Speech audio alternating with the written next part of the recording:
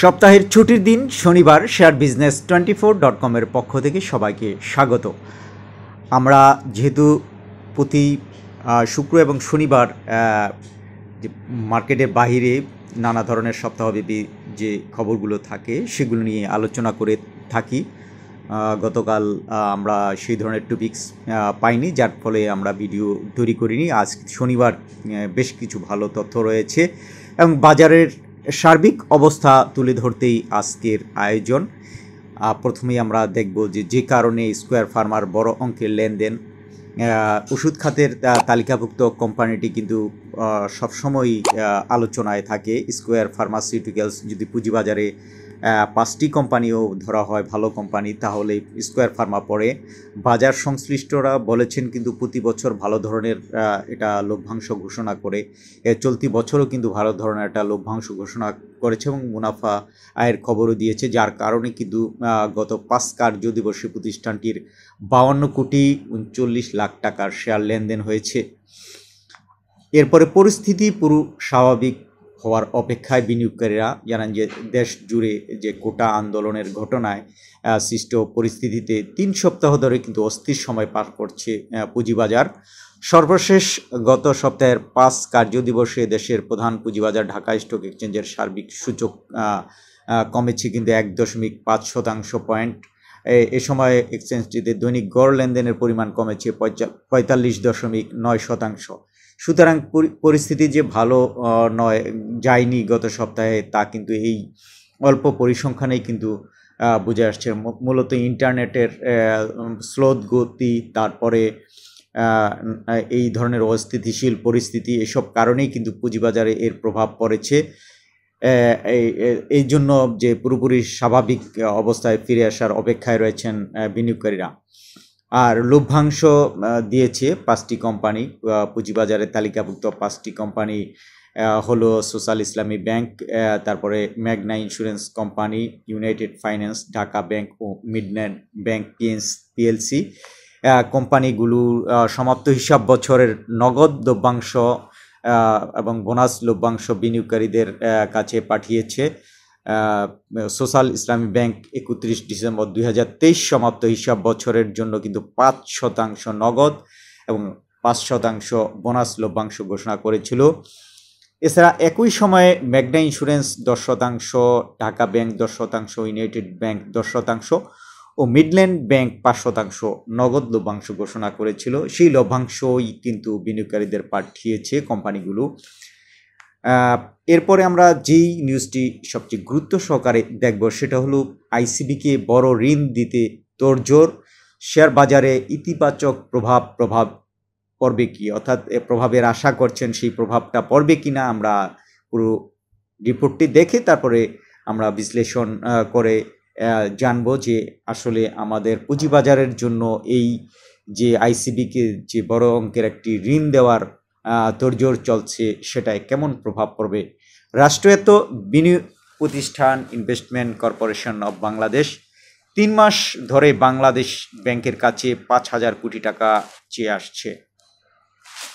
তাদের এই ঋণ চাওয়ার পক্ষে রয়েছে পুঁজিবাজার নিয়ন্ত্রক সংস্থা Bangladesh securities and exchange commission, bank খাতের নিয়ন্ত্রক সংস্থা বাংলাদেশ ব্যাংকও নিমরাজি। তবে ঋণ দেওয়ার আগে বাংলাদেশ ব্যাংক অর্থ ফেরত পাওয়ার নিশ্চয়তা চায়। কিন্তু এই নিশ্চয়তা কে দিবে? আইন অনুযায়ী তা দেওয়ার জন্য কথা রয়েছে হলো অর্থ মন্ত্রণালয়ের অর্থ বিভাগের, কিন্তু অর্থ বিভাগ কি তা দিতে রাজি হবে? রাজধানীর সচিবালয়ে নিয়ে কিন্তু গত বৃহস্পতিবার বাংলাদেশ ব্যাংক থেকে স্বল্প সুদে দীর্ঘমেয়াদে 5,000 কোটি টাকার ঋণ মঞ্জুর ও বিতরণের বিষয়ে রাষ্ট্রীয় গ্যারান্টি দেওয়ার শীর্ষক একটি বৈঠক অনুষ্ঠিত হয়েছে।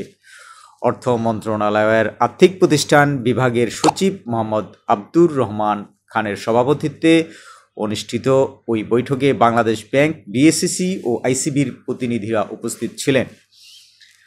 আর্থিক প্রতিষ্ঠান বিভাগের অন্য কর্মকর্তারাও কিন্তু উপস্থিত ছিলেন ওই বৈঠকে। বৈঠক শেষে আর্থিক প্রতিষ্ঠান বিভাগের সচিব আব্দুর রহমান খান তার কার্যালয়ে গণমাধ্যমকে বলেন, বৈঠক একটি হয়েছে, তবে বিষয়টি নিয়ে আরও আলোচনা ও যাচাইয়ের দরকার আছে বলে মনে করছেন তিনি।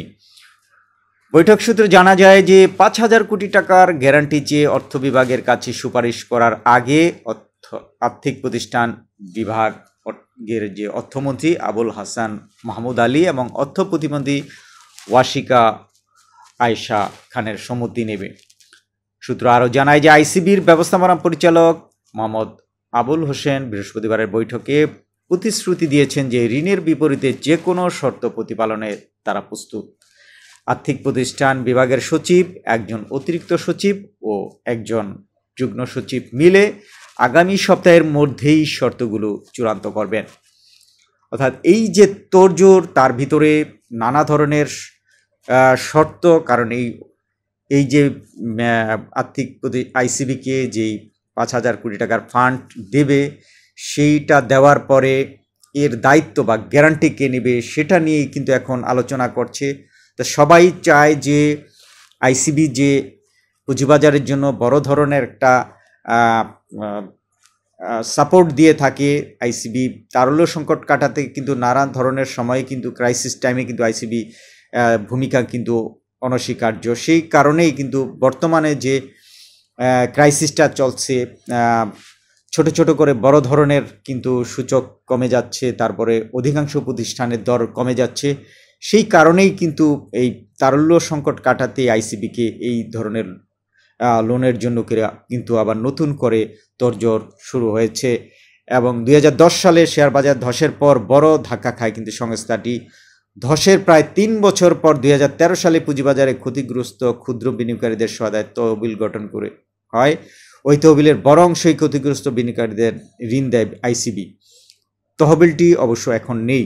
অর্থাৎ আইসিবি যে পুঁজিবাজারের সংকট সময়ে যে পাশে দাঁড়ায়, তা কিন্তু এই এক্সাম্পলটি বড় ধরনের উদাহরণ। দীর্ঘ সময় ধরে শেয়ার বাজারের অবস্থা ভালো নয়, বাজারে তারল্য সংকট চলছে। এরকম সময়ে বড় ধরনের বিনিয়োগ সহায়তা দেওয়ার আর্থিক সামর্থ্য হারিয়ে ফেলছে আইসিবি। একসময় সংস্থাটির চেয়ারম্যান ছিলেন বিএসইসির সাবেক চেয়ারম্যান এম খায়রুল হোসেন এবং ঢাকা বিশ্ববিদ্যালয়ের শিক্ষক মুজিব উদ্দিন আহমেদ। তাদের নেতৃত্বাধীন পরিচালনা পর্ষদ উচ্চ সুদে বিভিন্ন ব্যাংক ও আর্থিক প্রতিষ্ঠান এবং বিমা কোম্পানিগুলোকে আমানত নিয়ে শেয়ার বাজারে বিনিয়োগ করে। ওইসব বিনিয়োগ করে সংস্থাটি আটকে গেছে। অর্থাৎ এই দুইজনের সময় কিন্তু এই আইসিবি যেসব প্রতিষ্ঠানে বিনিয়োগ করেছিল সেই বিনিয়োগগুলো কিন্তু আটকে গেছে। ওইসব প্রতিষ্ঠান এখন তাদের আমানতও ফেরত দিচ্ছে না, পাশাপাশি সুদও ফেরত দিচ্ছে না, এরকম তথ্য কিন্তু রয়েছে। আইসিবি সূত্রে জানা গেছে যে বিভিন্ন ব্যাংক এবং আর্থিক প্রতিষ্ঠান এর কাছে আইসিবি প্রায় 12,000 কোটি টাকার মেয়াদি আমানত নিয়েছে।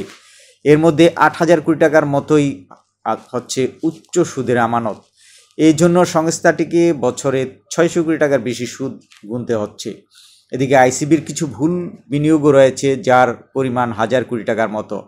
এই বিনিয়োগের বেশিরভাগই পদ্মা ব্যাংক সহ কিছু দুর্বল ব্যাংকে। অর্থাৎ এই যে আইসিবিকে যে টাকাটা কেন দেবে, গ্যারান্টার কেন চাচ্ছে, তার কিন্তু এই নানা ধরনের কার্যক্রমে কিন্তু বিষয়গুলো উঠে আসছে।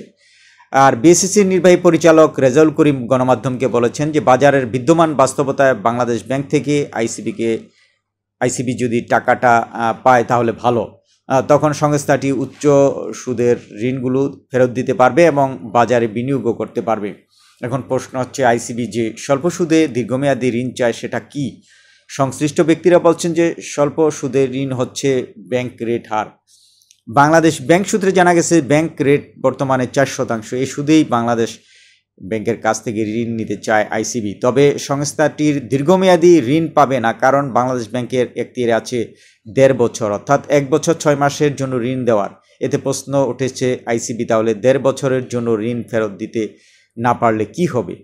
বিএসইসির সাবেক চেয়ারম্যান ফারুক আহমেদ সিদ্দিকী গণমাধ্যমকে বলেছেন, বাংলাদেশ ব্যাংকের টাকা হচ্ছে জনগণের, জনস্বার্থ থাকলেই সংস্থাটি তা দিতে পারে। তবে উচ্চ সুদের আমানত পরিশোধ একটি যৌক্তিক কারণ বটে। সামষ্টিক অর্থনীতির যে অবস্থা, ঋণ পেলে 1.5 বছরের মধ্যে কি আইসিবি ফেরত দিতে পারবে? না পারলে কি হবে তা শর্তের মধ্যে উল্লেখ থাকতে হবে। অর্থাৎ এই যে সত্যগুলোর কথা বলেছেন, সেই সত্যগুলোর একটি তথ্য তুলে ধরেছেন তিনি। এভাবে ঋণ নিয়ে সাময়িক দম দেওয়া সম্ভব হলেও দীর্ঘমেয়াদে বাজারে খুব একটা বেশি উন্নতি হবে না বলে মনে করছেন তিনি। বাজারের উন্নতির চিন্তা করতে হলে সুষ্ঠু বাজার ব্যবস্থাপনার মাধ্যমে আইসিবিকে আগের ভুল বিনিয়োগের খেসারত এখন দিতে হচ্ছে। অর্থাৎ এই বারবার যে আইসিবি ভুল করে সেই ভুলগুলো করা যাবে না, এবং বাজারে যদি তারল্য সংকট থাকে এবং সেই তারল্য সংকট কাটাতে যদি আইসিবির এই ঋণটা কাজে আসে তাহলে পুঁজিবাজারে একটা ইতিবাচক প্রভাব পড়ার আশাও ব্যক্ত করেছেন বাজার সংশ্লিষ্টরা। আশা করছি এই তোড়জোড় যাতে কাজে লাগে সেই প্রত্যাশায় আশা করছি আমাদের সাথে লাইক, কমেন্টস এবং সাবস্ক্রাইব করে পাশে থাকবেন। পাশাপাশি আমরা নিয়মিতই এই ধরনের আপডেট তথ্য পেলেই আপনাদের জানানোর জন্য ভিডিওতে আসব। সবাইকে অসংখ্য ধন্যবাদ।